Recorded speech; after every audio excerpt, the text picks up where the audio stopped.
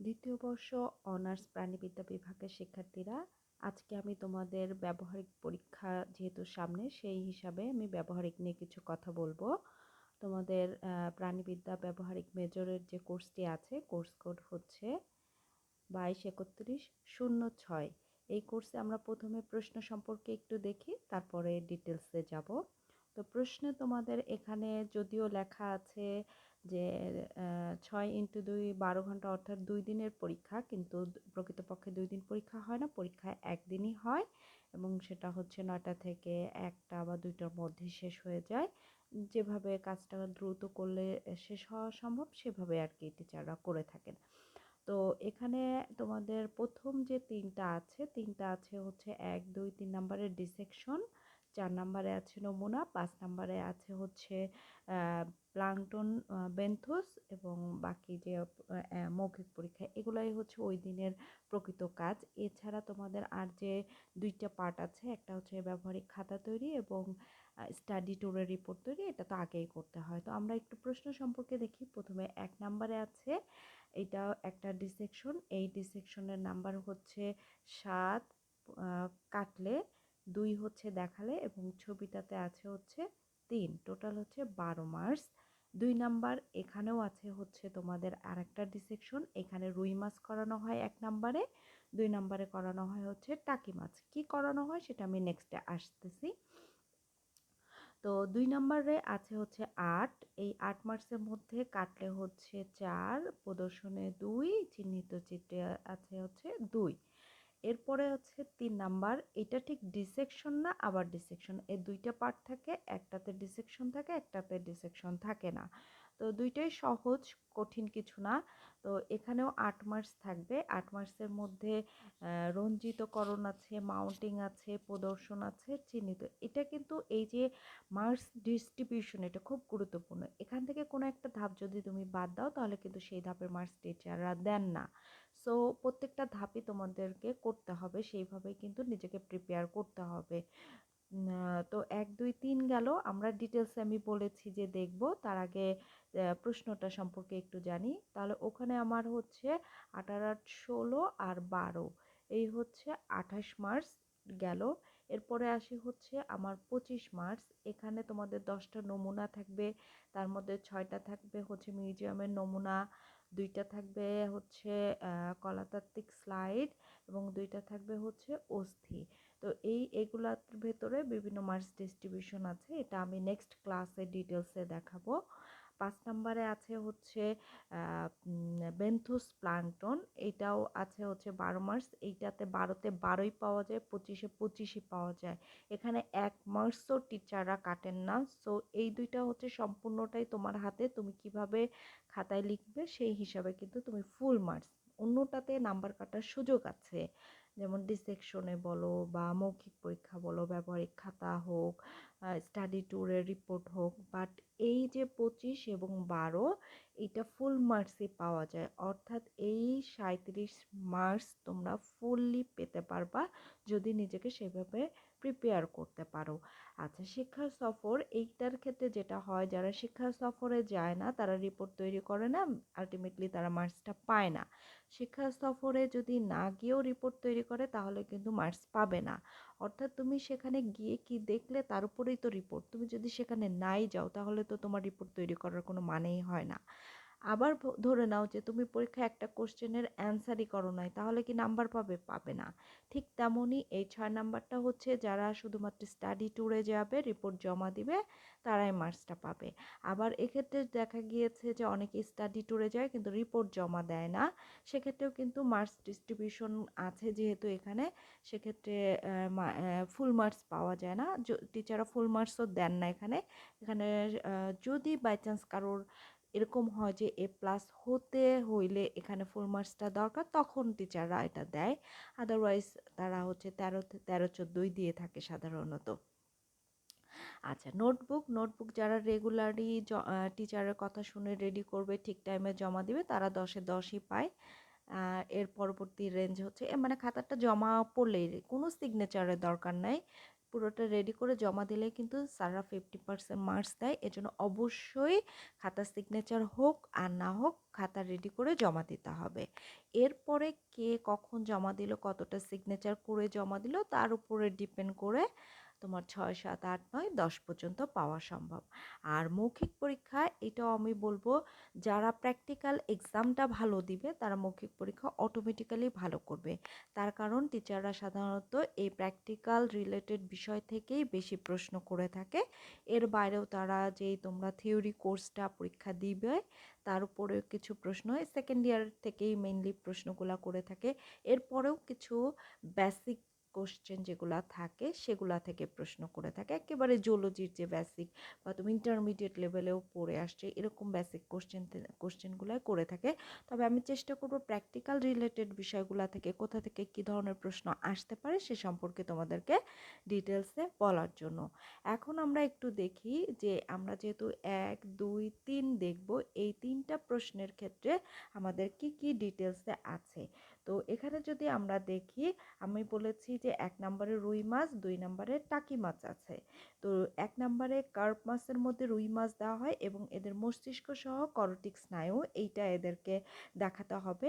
তো করটিক স্নায়ুর ভেতরে যেটা হয় আরও আছে, গ নম্বরে মুরগি বা কবুতরের বায়ুথলি, কিন্তু এগুলো অনেক এক্সপেন্সিভ, এক একজনকে একটা দেওয়া সম্ভব হয় না দেখে এই অপশনটা সাধারণত টিচাররা অফ করে রাখেন।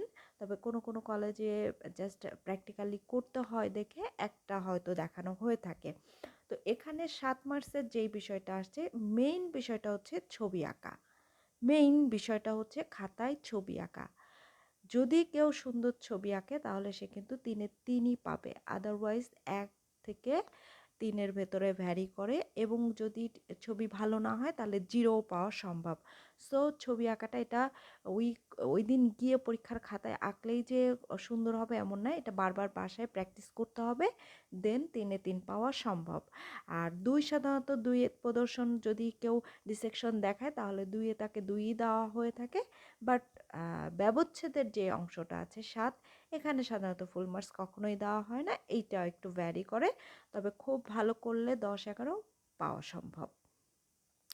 তো এক্ষেত্রে সামনে বা পেছনে বা জোড় বিজোড় রোল এভাবে যেভাবে টিচাররা দিতে প্রিফার করেন সেভাবে এই নাম্বারগুলো দেওয়া হয়। তো ১ নাম্বার যার আসবে তাকে ১-এর ওই নার্ভগুলাই দেখাতে হবে বা কর্টিক্স স্নায়ুগুলাই দেখাতে হবে।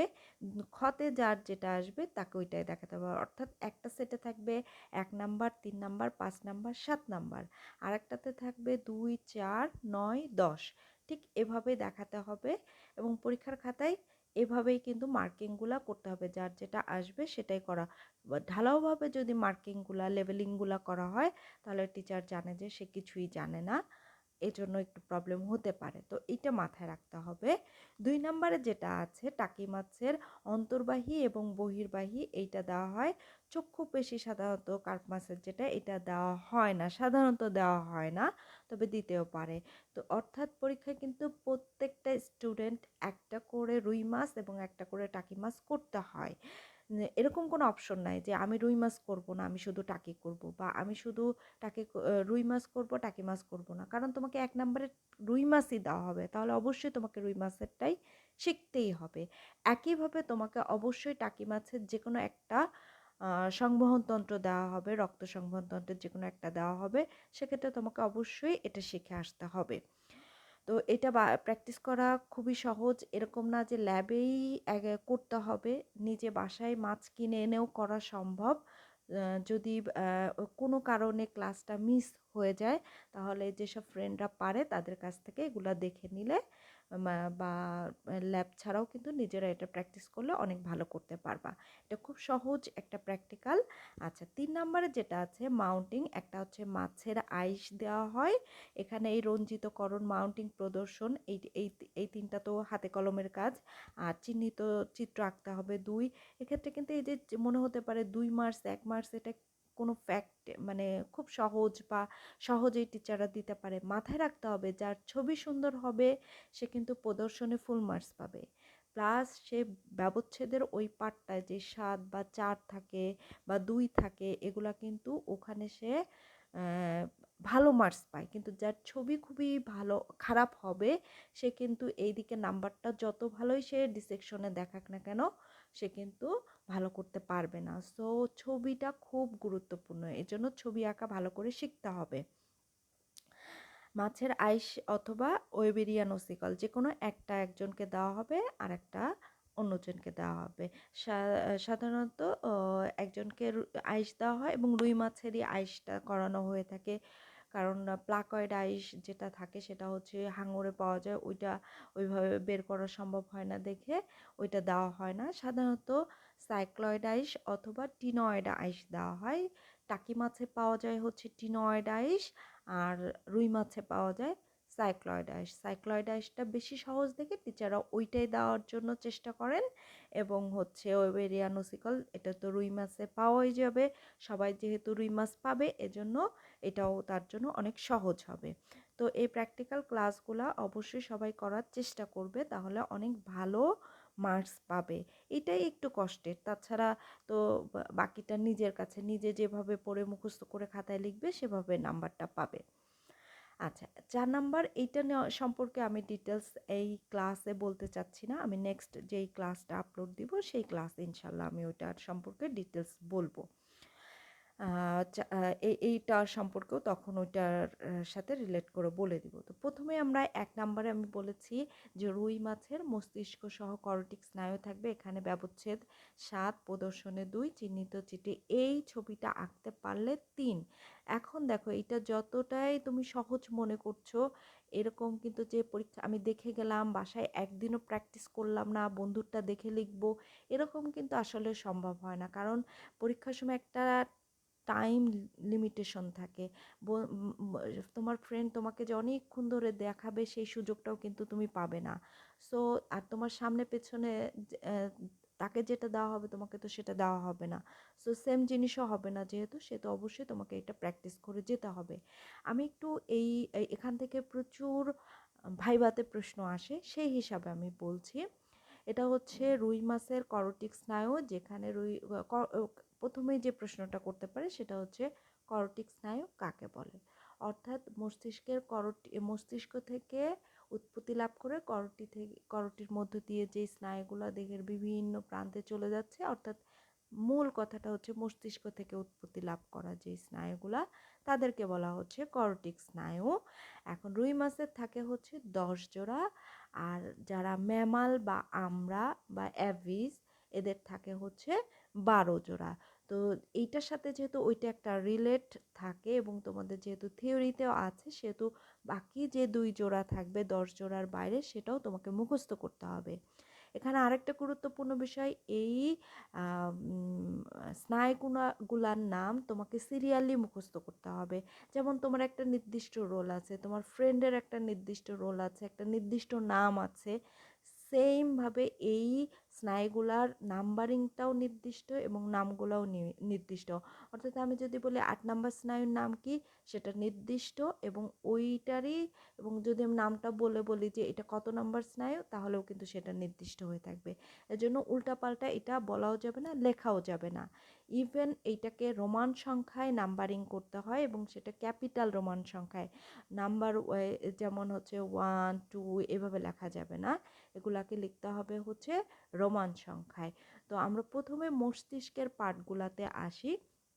এখানে আমরা বেশ কিছু অংশ দেখতে পাচ্ছি। এই অংশের মধ্যে আমরা প্রথমে উপর থেকে, এগুলো হচ্ছে অগ্র মস্তিষ্ক, তারপরে আসবে মধ্য মস্তিষ্ক, তারপরে আসবে পশ্চাৎ মস্তিষ্ক। মস্তিষ্কের 3টা পার্ট, অগ্র মধ্য আর পশ্চাৎ, 3টা পার্ট, অগ্র মধ্য পশ্চাৎ, 3টা ভাগে ভাগ করা হয়েছে। এখন এই যে স্নায়ুগুলা এদের উৎপত্তিও কিন্তু এই 3টা অংশ থেকে হয়ে থাকে। এটা জিজ্ঞাসা করে তোমাদের যেই অ্যাভিসের যে একটা বা ম্যামালের যে একটা করটিক স্নায়ু ছক ছিল, ওইটা ভালো করে একটু দেখে যেতে পারো, তাহলে আরও সহজ হবে। তো আমি এখানে অনেক কিছুই তোমাদেরকে বলে দিব। আমরা সিরিয়ালটা যেহেতু মুখস্থ করব তাহলে আমাদের অনেক সহজ হবে। 1 নাম্বার থাকবে হচ্ছে অলফ্যাক্টরি, 2 নাম্বারে হচ্ছে অপটিক, 3 নাম্বারে হচ্ছে অকুলোমিটার, 4 নম্বরে হচ্ছে trochlear, 5 number trigeminal, 6 number abducens, 7 number facial, 8 নম্বরে অডিটরি, 9 নম্বরে হচ্ছে গ্লসোফ্যারেঞ্জিয়াল, 10 নম্বরে হচ্ছে ভেগাস। এই যে আমি সিরিয়ালটা বললাম, এই সিরিয়ালই এদেরকে একদম ঠুটস্থ করে ফেলতে হবে পরীক্ষায় ভালো করার জন্য, ভাইভাতে। আচ্ছা, এখন আমরা মাথায় রাখবো 1 এবং 2 নাম্বার যে স্নায়ুটা আছে এদের উৎপত্তি হচ্ছে অগ্র মস্তিষ্ক, 3 আর 4 হচ্ছে মধ্য মস্তিষ্ক, তাহলে 1 আর 2 হচ্ছে অগ্র, 3 আর 4 হচ্ছে মধ্য, আর 5 থেকে শুরু করে 10 পর্যন্ত সবই হচ্ছে পশ্চাৎ মস্তিষ্ক। এইটুকু পর্যন্ত আমাদের কিন্তু শেখা হয়ে গেল। এরপরে আমরা যেটাতে আসব, আমাদের উৎপত্তি শেষ, যে কোন স্নায়ু কোন অঞ্চল থেকে উৎপত্তি লাভ করেছে। তাহলে 1 আর 2 অগ্র, 3 আর 4 মধ্য, আর 5 থেকে 10 পর্যন্ত সবাই হচ্ছে পশ্চাৎ। এরপরে আসি হচ্ছে আমরা প্রকৃতি। প্রকৃতি মানে হচ্ছে যে কোন স্নায়ুর কি ধরনের কাজ, মানে প্রকৃতির বলতে এতে 3 ধরনের থাকে, একটা হচ্ছে সেন্সরি, একটা হচ্ছে মোটর, আর একটা হচ্ছে মিশ্র। তো সেন্সরি কাদেরকে বলি, যেসব স্নায়ু অনুভূতি বাইরে থেকে ভেতরে নিয়ে যায়, অর্থাৎ বাইরে থেকে দেহের ভেতরে নিয়ে যাচ্ছে। যেমন আমরা ঘ্রাণ নিচ্ছি, এটা বাইরে থেকে ভেতরে নিয়ে যাচ্ছি। আমরা কোনো কিছু দেখছি, সেটাও কিন্তু আমরা বাইরে থেকে ভেতরের দিকে নিয়ে যাচ্ছে, আলোটা বাইরে থেকে ভেতরে যাচ্ছে। আমরা কোনো কিছু শোনার জন্য কি, শব্দটা বাইরে থেকে ভেতরে যাচ্ছে। অর্থাৎ এই ধরনের স্নায়ু যারা অনুভূতি বাইরে থেকে ভেতরে মস্তিষ্কে নিয়ে যাচ্ছে, সেসব স্নায়ুকে আমরা বলি সেন্সরি বা সংবেদী স্নায়ু। এরকম আছে 3টা স্নায়ু।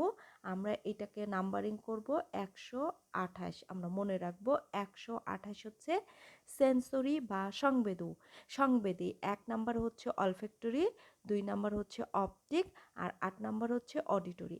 আরও সহজে মনে রাখার, এই যে আমি 3টা অংশ বললাম, প্রথমে বললাম কি ঘ্রাণ নিতে পারে, দেখো নাক, এটা হচ্ছে 1 নাম্বার, ঘ্রাণ নিতে পারে অলফ্যাক্টরি।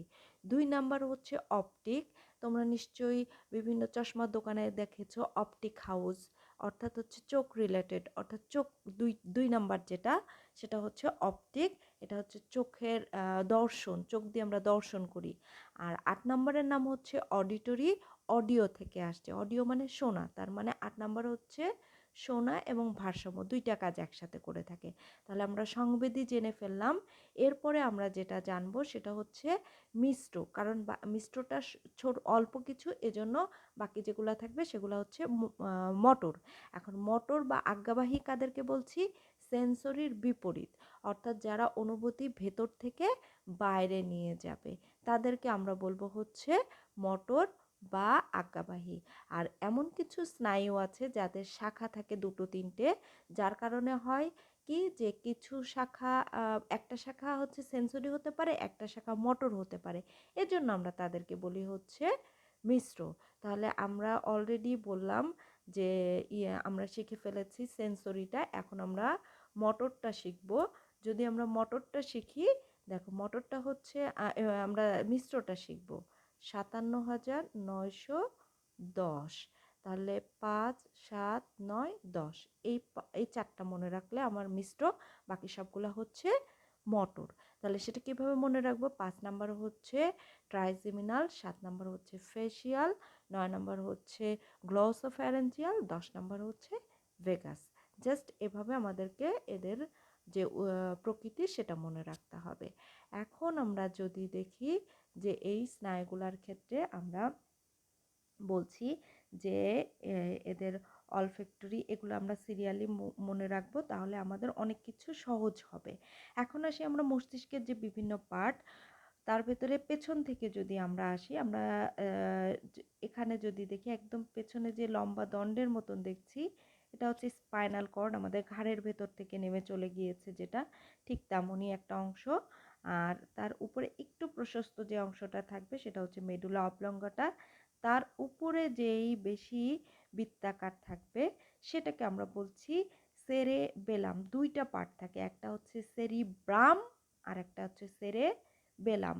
বেলামটা হচ্ছে নিচে আর ব্রামটা হচ্ছে উপরে সামনের দিকে, এটা হচ্ছে পশ্চাৎ মস্তিষ্কে থাকে। এরপরে হচ্ছে এদের অপটিক লোব, মানে যেখান থেকে চক্ষু স্নায়ু যেটা উৎপত্তি লাভ করেছে, তারপরে এই অংশে এই জায়গাটা, ঠিক এই জায়গাটাকে আমরা বলি হচ্ছে সেরেব্রাম। এটা হচ্ছে সেরেব্রাম আর এটা হচ্ছে অলফ্যাক্টরি লোব। তাহলে আমরা দেখাবো যেগুলা, সেগুলা হচ্ছে আমাদেরকে মস্তিষ্কের বিভিন্ন পার্ট টিচাররা দেখতে চাবে। মেডুলা অবলঙ্গটা দেখতে চাইবে, সেরেবেলাম দেখতে চাবে, অপটিক লোব দেখতে চাবে, এটা হচ্ছে সেরিব্রাম দেখতে চাবে, অলফ্যাক্টরি লোব দেখতে চাবে। এরপরে আমরা যেটা দেখব যে এই অংশগুলার বাইরে এখন আমরা বিভিন্ন স্নায়ু দেখব। প্রথম যে স্নায়ু সেটা হচ্ছে অলফ্যাক্টরি লোব থেকেই উৎপত্তি লাভ হচ্ছে অলফ্যাক্টরি স্নায়ু, যেটা ঘ্রাণের কাজ করে থাকে। আমরা মাথায় রাখবো 2 থেকে 6 পর্যন্ত সকল স্নায়ু চোখের ভেতরেই আছে। 2 থেকে 6 নাম্বার সকল স্নায়ু চোখেই আছে। তার ভেতরে আমার সব থেকে একদম চোখের মাঝখান দিয়ে চলে গিয়েছে যেই স্নায়ুটা সেটা হচ্ছে অপটিক। তারপরে হচ্ছে আয়ের যে মাসেলগুলাতে সেখানে যেগুলা চলে গিয়েছে সেটা হচ্ছে 3, 4, 5, 6 এই স্নায়ুগুলো আমরা দেখতে পাবো। সবই হচ্ছে কিন্তু চোখের সাথে রিলেটেড। তাহলে 4 নাম্বারটা দেখো উপরের দিকে আছে, আর আমার 6 নাম্বারটা আছে হচ্ছে নিচের দিকে। 5 নাম্বারটা ঠিক থাকে হচ্ছে এই চোখটাকে একটু উঁচু করলে দেখবো যে কানকোর যে অংশটা ওইটার সাথে রিলেট করে থাকছে। আমি ছবি দেখাবো, সেটা দেখলে তোমরা আরো ভালো দেখতে পাবে। অকুলোমিটার এটাও হচ্ছে চোখের পেশিতে থাকবে। তাহলে ট্রক্লিয়ার, অকুলোমিটার এবং অ্যাবডুসেন্স এই তিনটাই কিন্তু আমরা দেখতে পাবো যে ওর যে পেশি, চোখের যে পেশিটা আছে সেই পেশির সাথে রিলেট করে থাকছে। আর ট্রাইজেমিনালটা হচ্ছে চোখের নিচ দিয়ে কানকোর উপরের যে অংশটা সেই অংশে চলে আসছে। এটা আমরা এই 6টা গেল আমার। এরপরে আসি হচ্ছে ফেসিয়াল। ফেসিয়াল তো আমরা জানি মুখমণ্ডল, তাহলে মুখমণ্ডলে যাবে অডিটরি অলরেডি বলেছি, এটা শ্রবণের সাথে রিলেটেড, ভারসাম্যর সাথে রিলেটেড। এরপরে আসি হচ্ছে গ্লোসোফ্যারেঞ্জিয়াল। গ্লোসোফ্যারেঞ্জিয়াল এটা হচ্ছে গলবিলীয় যে অঞ্চলটা থাকবে সেখানে। এবং লাস্টে আছে হচ্ছে ভেগাস। ভেগাসের হচ্ছে 3টা শাখা। এই যে ভেগাস, ভেগাসের মূল অংশ একটা, এর সাথে 3টা শাখা। 3টার মধ্যে 4টা গিয়েছে হচ্ছে 4টা ফুলকায়, সেটাকে আমরা বলি হচ্ছে ব্রাঙ্কিয়ালিস। তারপরে আছে হচ্ছে একটা ভিসেরাল, আর একটা পেছনের ঘাড়ের দিকে চলে গিয়েছে যেটা, সেটা হচ্ছে ল্যাটেরালিস। এই স্লাইডে আমি স্নায়ু সম্পর্কে যে কথাগুলো বললাম এগুলো আগে ভালো করে আয়ত্ত করার চেষ্টা করবা, তাহলে দেখবা যে তোমার কাছে পরবর্তী যে স্লাইডগুলো আছে সেগুলো খুব সহজেই তুমি আইডেন্টিফাই করতে পারবা। তাহলে প্রথম কাজ হচ্ছে স্নায়ুগুলোর নাম সব সিরিয়ালি মুখস্থ করে ফেলা, দেন এদের উৎপত্তি, প্রকৃতি এবং যে বিস্তৃতি এগুলা সম্পর্কে একটু জানা, এগুলা ভাইভাতে জিজ্ঞাসা করে। আচ্ছা, এখন আমরা আসি যে এই যে আমরা এতক্ষণ দেখলাম, এই দেখার মধ্যে যদি আমরা দেখি আমাদের যেই অংশগুলো বললাম এইটা হচ্ছে মেডুলা অবলঙ্গটা, এই যে অংশটুকু এটা হচ্ছে মেডুলা অবলঙ্গটা, এটা হচ্ছে সেরেবেলাম, এটা হচ্ছে অপটিক লোব, এটা হচ্ছে সেরেব্রাম, আর এইটা হচ্ছে অলফ্যাক্টরি লোব। তাহলে আমার এই যে অংশটা এটা কিন্তু টিচারকে অবশ্যই দেখাতে হবে। আমি আবারও দেখাচ্ছি, তোমরা দেখো যে এটা হচ্ছে মেডুলা অবলঙ্গটা, এই যে এটা মেডুলা অবলঙ্গটা, এটা হচ্ছে সেরেবেলাম, এটা হচ্ছে অপটিক লোব, এইখানে এটা হচ্ছে সেরিব্রাম, এটা হচ্ছে অলফ্যাক্টরি লোব। এখান থেকে যেই স্নায়ু, ওই যে 2টা স্নায়ু বের হয়েছে এদেরকে আমরা বলি হচ্ছে অলফ্যাক্টরি স্নায়ু। এখানে যদি আমরা দেখি, দেখো এখান থেকে বের হয়ে সোজা চলে এসেছে, এই দুটো স্নায়ুকে আমরা বলি অলফ্যাক্টরি স্নায়ু। এভাবে কিন্তু পরিষ্কার করে সুন্দর করে টিচারকে দেখাইতে হবে। এখন ওই যে যার পড়েছে 1, 3, 5, 7 বা এরকম যাই হোক রিলেট করে যেইটা তাকে সেইটাই দেখাতে হবে। 1, 3, 5 আর হচ্ছে 8, 7, 1, 3, 5, 7 তাকে এইটা দেখাতে হবে। আর যা 2, 4, 9, 10 সে সেটাই দেখাবে, বা সবগুলাই তোমাকে শিখতে হবে, কারণ তুমি তো আর জানো না যে তোমার কোন সেটটা পড়তে পারে। তাহলে আমরা মস্তিষ্কের বিভিন্ন অংশগুলা দেখলাম, 2টা স্নায়ু, প্রথম 1 নাম্বার এটা হচ্ছে 1 নাম্বার স্নায়ু অলরেডি আমরা দেখে ফেলেছি। এখন আমরা পরের স্লাইডে দেখি 2 নাম্বার স্নায়ু হচ্ছে এই যে সাদা অংশটা মোটা, এইটার উপর দিয়ে কিন্তু সুতার মতন, ওই মোটাটা কিন্তু না, মোটাটা কিন্তু পেশি, কিন্তু ওইটার উপরে সূক্ষ্ম সুতার মতন, এই যে নিচে একটা সুতা দেখছি, ঠিক এমনই একটা সুতার মতন অংশ থাকবে, সেটাকে আমরা বলবো হচ্ছে অপটিক স্নায়ু। ওইটা হচ্ছে অপটিক স্নায়ু। তার মানে এইখান থেকে আমি যেটা দেখব সেটা হচ্ছে আমার 2 নাম্বার স্নায়ু। ঠিক আছে? আচ্ছা, এইখানে আমি যেটা দেখব এইটা হচ্ছে আমার অকুলোমেটার 3 নাম্বার স্নায়ু। এইটা হচ্ছে আমার 4 নাম্বার স্নায়ু। তাহলে 1 দেখেছি, 2 দেখেছি, 3 দেখেছি, 4 দেখেছি। আমি বলেছি 2 থেকে 6 সবই আমরা চোখে পাবো। এখন আমি আসি হচ্ছে পরের যেটা, ওইটা কিন্তু এই আগের স্লাইডটা দেখো, চোখটা কিন্তু কোন দিকে, মাথাটা কিন্তু এই যে মাথা, হ্যাঁ? তাহলে উপরের দিকে যেটা দেখেছি এটা কিন্তু 4 নাম্বার। আর পরের স্লাইডটা যদি দেখো, চোখটাকে কিন্তু আমি নিচ থেকে দেখছি, এটা হচ্ছে কিন্তু এর গলার যে অংশ, ঠোঁট, এটা ঠোঁট। তাহলে এই সাইড থেকে চোখটাকে উঁচু করলে এই যেটা দেখছি এটা কিন্তু আমার 6 নাম্বার স্নায়ু। তাহলে 1 2 3 4 6 দেখেছি, 5 নাম্বারটা আমার থেকে গিয়েছে, এখন দেখবো আমরা 5। এইটা হচ্ছে আমার 5। আমি বলেছি যে কানকোর নিচ দিয়ে এই যে গলবিলীয় অঞ্চলে চলে যাবে। 5 নাম্বারটা হচ্ছে মিশ্র স্নায়ু, কারণ এর 3টা শাখা আছে, একটা 2টা 3টা, একটা হচ্ছে ম্যাক্সিলারি, একটা হচ্ছে ম্যান্ডিবুলার। তো হচ্ছে এই স্নায়ুটা হচ্ছে আমার কয় নাম্বার, এটা হচ্ছে আমার 5 নাম্বার স্নায়ু। এখন আসি হচ্ছে আমরা 6 গিয়েছে 7 নাম্বার, এইটা হচ্ছে আমার 7 নাম্বার স্নায়ু। এটা হচ্ছে আমার 7 নাম্বার স্নায়ু। এখানে হচ্ছে এই পাশ থেকে নিচ থেকে আসছে মূলত, এইটা হচ্ছে আমার 9 নাম্বার স্নায়ু। এটা হচ্ছে 9 নাম্বার। এই হচ্ছে পুরোটা হচ্ছে 10 নাম্বার স্নায়ু। তো এই 10 নাম্বার স্নায়ুর মধ্যে আমরা বলেছি 3টা ভাগ আছে।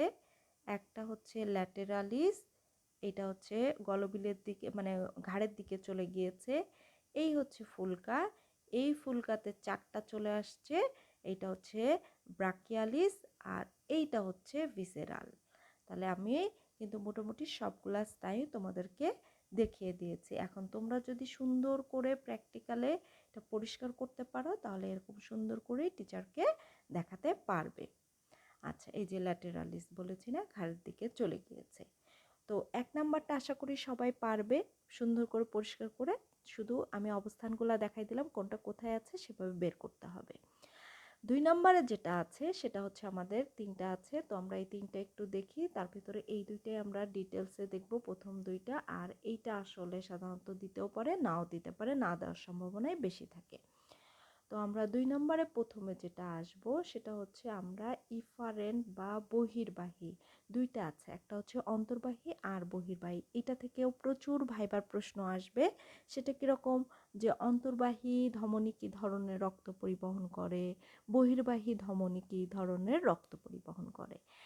অন্তর্বাহী ধমনী অক্সিজেনযুক্ত রক্ত পরিবহন করে, আর অন্তর্বাহী ধমনী কার্বন ডাইঅক্সাইড, আর বহির্বাহী হচ্ছে অক্সিজেনযুক্ত রক্ত পরিবহন করে। তাহলে আমরা যেটা দেখছি এটা হচ্ছে অক্সিজেনযুক্ত রক্ত পরিবহন করে।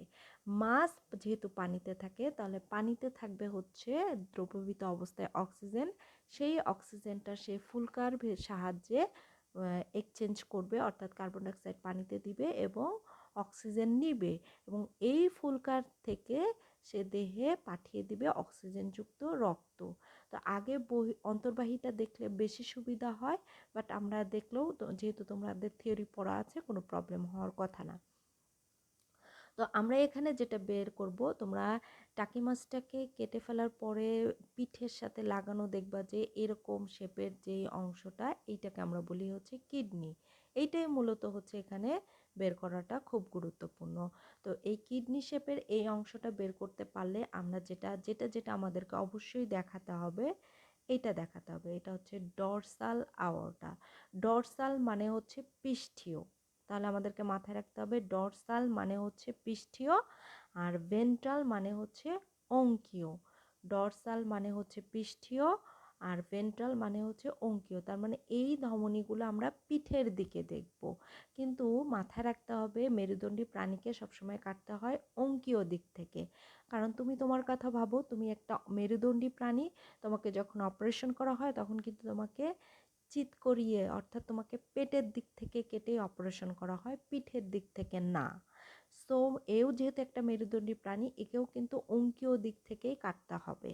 তো অঙ্কীয় পেটটাকে কেটে আমার ওখান থেকে যখন আমি নাড়িগুলা বের করে ফেলবো, তখনই আমি দেখব যে পিঠের সাথে লাগানো আছে হচ্ছে এই কিডনিটা। সেখান থেকে লাল রঙের মাঝখান থেকে চলে গিয়েছে যেটা কিডনির ভেতরের অংশটুকু পর্যন্ত, এটাকে আমরা বলবো হচ্ছে বৃক্কীয় ধমনী, অর্থাৎ বৃক্কের মধ্যে বা রেনাল ধমনী যেটাকে বলি।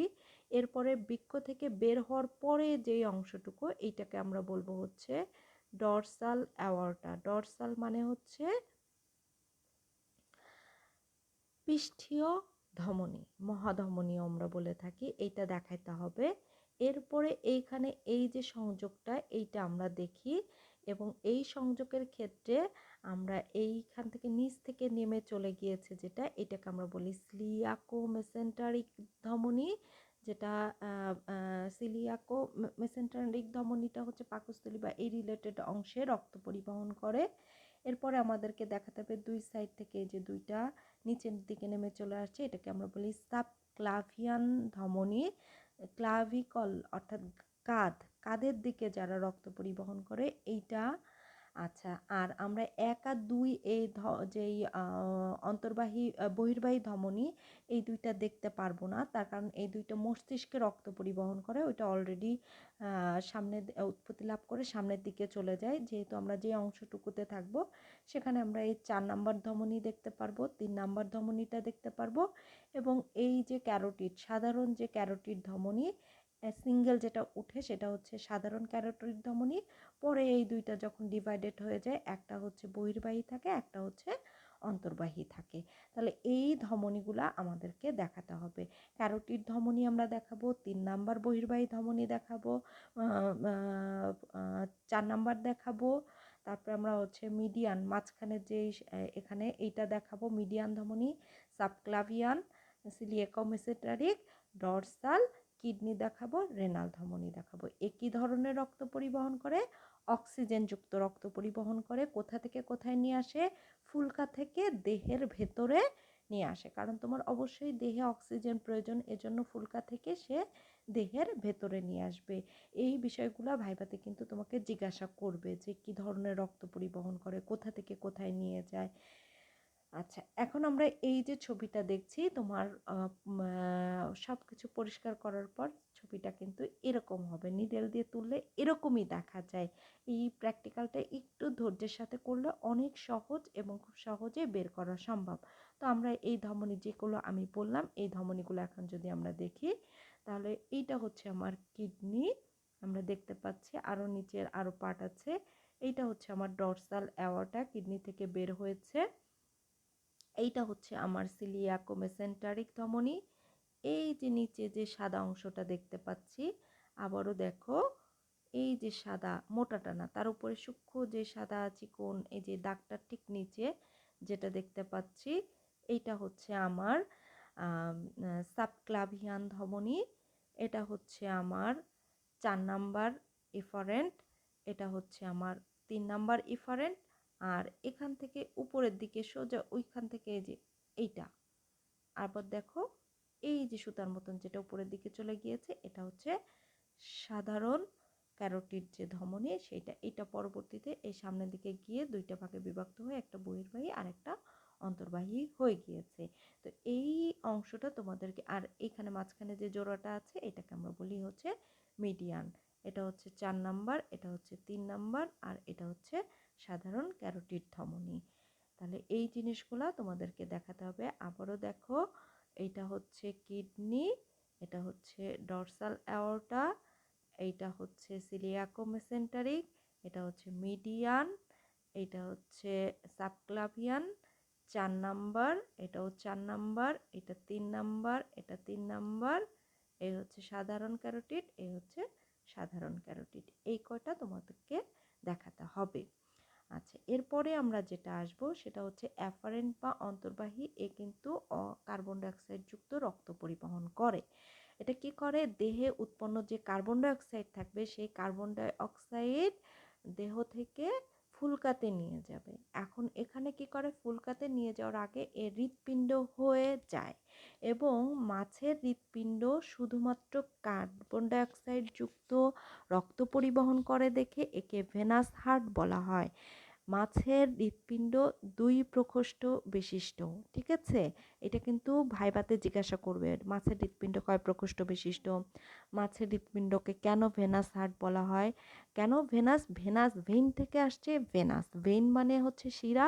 শিরা সাধারণত কার্বন ডাইঅক্সাইড যুক্ত রক্ত পরিবহন করে এবং মাছের হৃৎপিণ্ড শুধুমাত্র কথাটা বলতে হবে। কারণ মানুষের হৃৎপিণ্ডেও কিন্তু কার্বন ডাইঅক্সাইড যুক্ত রক্ত আসে কিন্তু সাথে অক্সিজেনও যুক্ত রক্তও থাকে। এজন্য বলতে হবে কি শুধুমাত্র কথাটা খুব গুরুত্বপূর্ণ যে মাছের হৃৎপিণ্ড শুধুমাত্র কার্বন ডাইঅক্সাইড যুক্ত রক্ত পরিবহন করে, এজন্য মাছের হৃৎপিণ্ডকে ভেনাস হার্ট বলা হয়।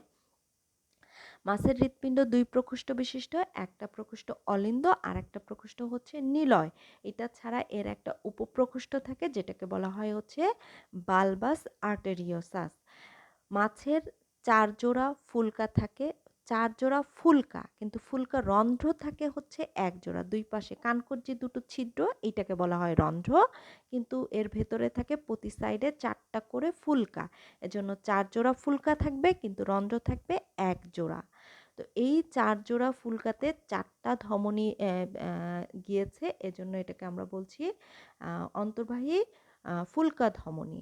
এখন ধমনী কি আর শিরা কি এটাও কিন্তু খুব গুরুত্বপূর্ণ। কারণটা হচ্ছে হৃৎপিণ্ড থেকে যেই ধমনী যেই নালীটা উৎপন্ন হয় তাকে আমরা বলি হচ্ছে ধমনী। সহজ কথায় হৃৎপিণ্ড থেকে যেই নালী উৎপন্ন হবে সেটাকে আমরা বলবো হচ্ছে ধমনী। যেহেতু এটা হৃৎপিণ্ড থেকে আসবে এজন্য এরা সবাই কিন্তু ধমনী। তো এখানে যদি আমরা দেখি তাহলে ছবিটা খুব গুরুত্বপূর্ণ। এখানে কিন্তু লুপ আছে। আমরা কাউন্টিংটা সবসময় উপর থেকে, মাথার উপর থেকে ১, ২, ৩, ৪ হবে। কখনোই নিচ থেকে যাবে না। এটা কিন্তু খুব গুরুত্বপূর্ণ একটা বিষয় যে ফুলকার কাউন্টিংটা মাথার উপর থেকে শুরু হবে।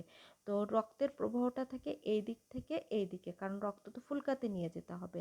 আর অন্যটা যেটা ছিল সেটা কিন্তু মাথার এটা তো আমরা এর অঙ্কীয় দিক মানে পেটের দিক দেখতে পাচ্ছি। তো পেটের কিন্তু অনেকটা উপরে গিয়ে এই যে অংশটা দেখতে পাচ্ছি এর ভেতরে এটা হচ্ছে হার্ট। এর ২টা অংশ থাকে, একটা হচ্ছে নিলয় আর একটা হচ্ছে অলিন্দ। তো সাইনাস ভেনোসাস কি হয় যে দেহের সমস্ত জায়গা থেকে কার্বন ডাইঅক্সাইড যুক্ত রক্ত হৃৎপিণ্ডে যাওয়ার আগে আরেকটা প্রকোষ্ঠে আসে, সেই প্রকোষ্ঠকে আমরা বলছি হচ্ছে সাইনাস ভেনোসাস। সাইনাস ভেনোসাস থেকে প্রথমে আসবে হচ্ছে হৃৎপিণ্ড থেকে এর উপরে আরেকটা প্রকোষ্ঠ আছে উপপ্রকোষ্ঠ, যেটাকে বলা হচ্ছে বালবাস আর্টেরিওসাস। অর্থাৎ প্রথমে আসবে সাইনাস ভেনোসাসে, তারপরে যাবে হচ্ছে হৃৎপিণ্ডে, তারপরে যাবে হচ্ছে বালবাস আর্টেরিওসাসে। এরপরে আমরা এখানে দেখব যে এই যে ৪ জোড়া ২ পাশে যেহেতু ভাগ হয়ে গিয়েছে তার আগে সোজা যেই নালীটা, এই নালীটাকে আমরা বলছি ভেন্ট্রাল অ্যাওর্টা। ভেন্ট্রাল মানে হচ্ছে অঙ্কীয়, তার মানে এটা হচ্ছে ভেন্ট্রাল অ্যাওর্টা বা অঙ্কীয় ধমনী।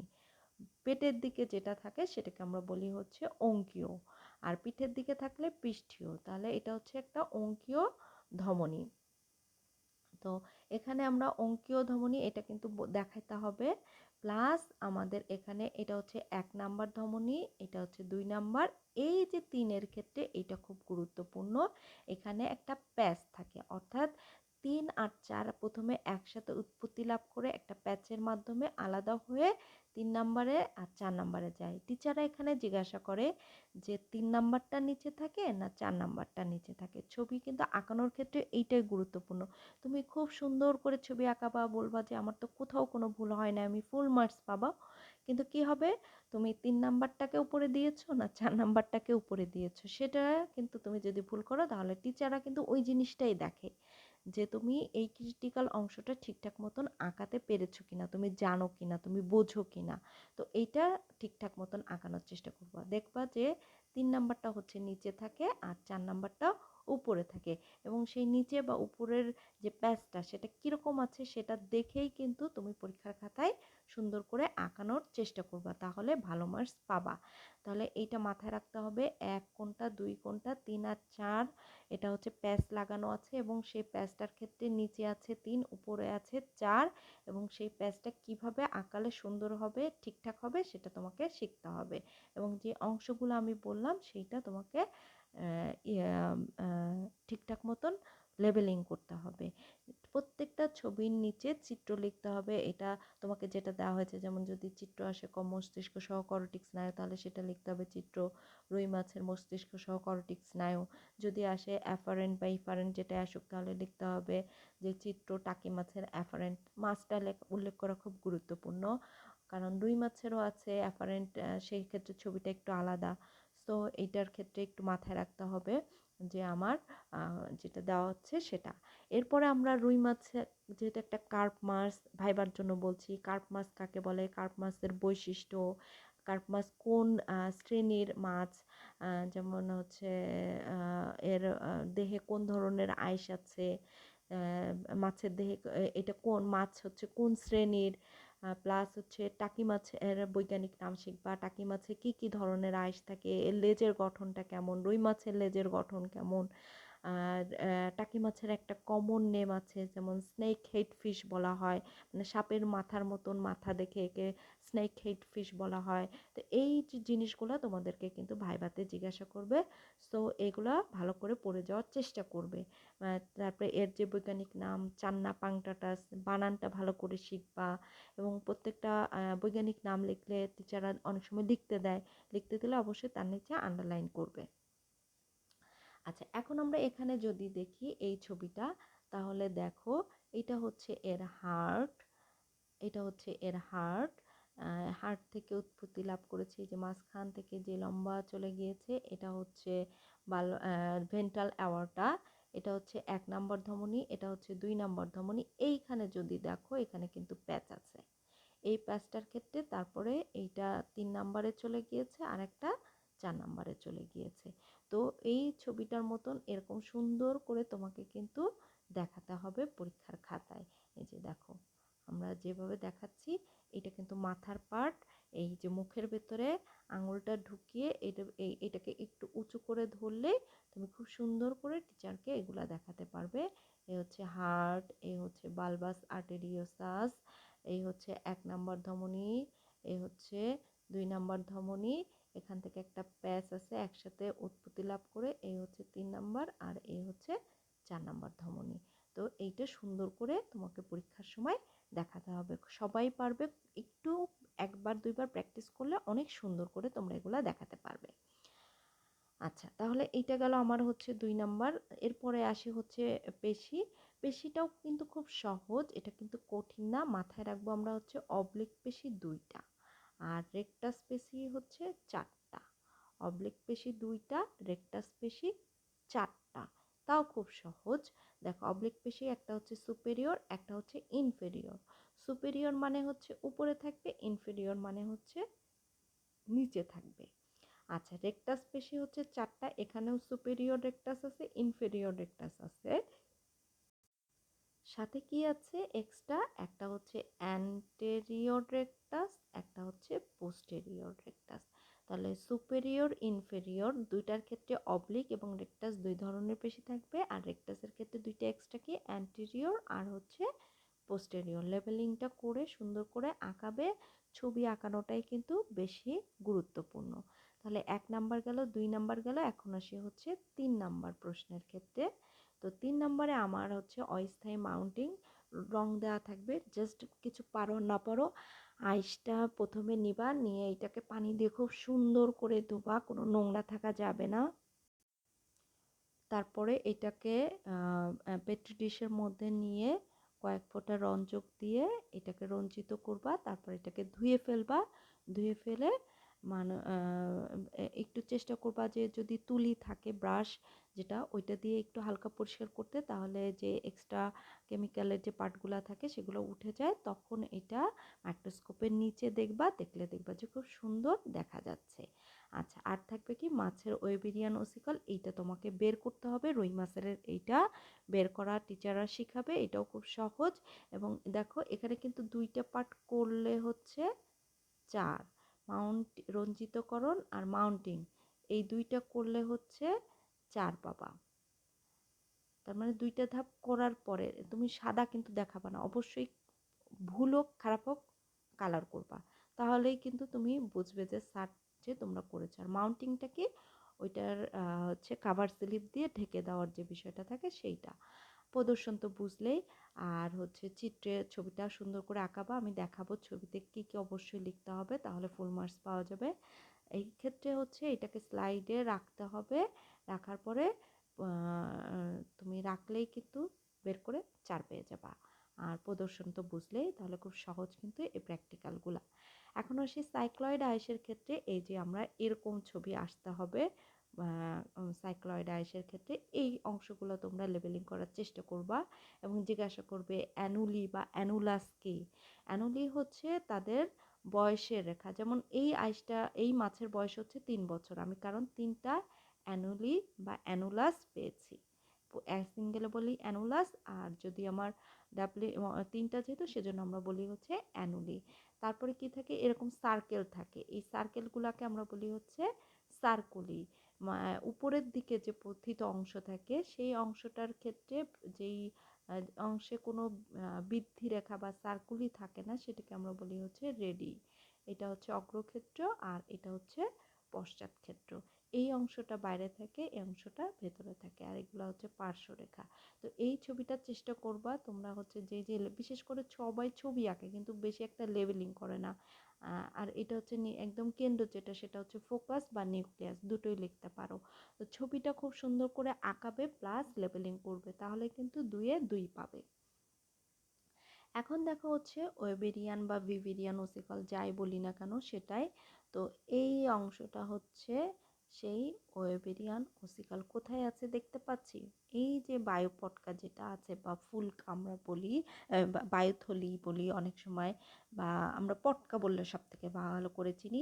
একটা অংশ পটকার সাথে যুক্ত থাকে, আর একটা প্রান্ত মেরুদণ্ডের সাথে যুক্ত থাকে, মেরুদণ্ডের যে অস্থি থাকে তার সাথে যুক্ত থাকে, এবং এরকম একটা চিত্র দেখো ছবিতে যেটা দেখতে পাচ্ছ সেটাই এভাবে থাকলে এরকম দেখা যায়। তো এইটা তোমাদেরকে ওইটার টান দিয়ে বের করে নিয়ে আসা যায়, খুব সহজ। তোমার কাছে মনে হতে পারে এইভাবে দেখাতে হবে, না এইভাবে দেখাতে হবে না।